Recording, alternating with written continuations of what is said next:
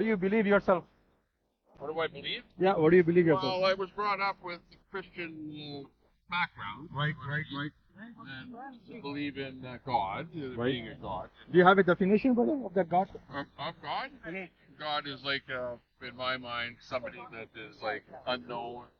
Unknown? Unknown, we haven't seen. It's like imaginary in your mind. In fact, maybe everything is imaginary in your mind. We don't. Right. I don't know. Right. So there is a very precise definition of God in the Quran. God defines himself in the book that I just gave you. In one of the chapters of the Quran, Surah Ikhlas, chapter 112, verses 1 to 4. God says, Bismillah ar-Rahman ar-Rahim, Qul huwa Allahu ahad. Say he is God, the one and only. Allahu samad. God the absolute, God the eternal. God has to be absolute and eternal. You cannot have a God who has a beginning. So with the Islam religion, you have the big guy is Mohammad. Muhammad is the final prophet of God. But he's an actual person.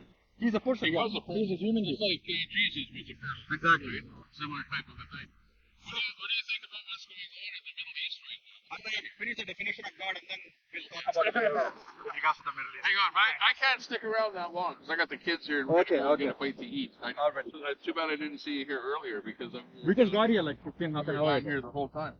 But hey, I'll put this in my backpack. Put it in the backpack and then we'll take it home and take a thing. You guys. So to answer in one word, Yeah. you know, what's happening in the Middle East, if you're talking about Palestine, Yeah. I think there's a genocide that's happening. But don't you think that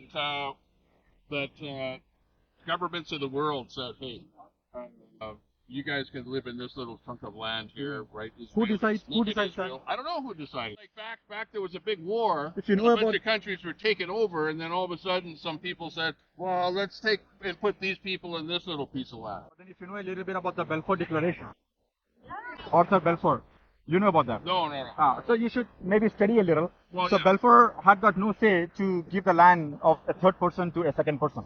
These people are the outsiders, right? So it's like me and him, we have a house, he has a house, I have a house, you come from outside and then you say that, you know what, this third person has the right to his house. Yeah. Get what I'm saying? Yeah. It makes sense. Everybody makes sense.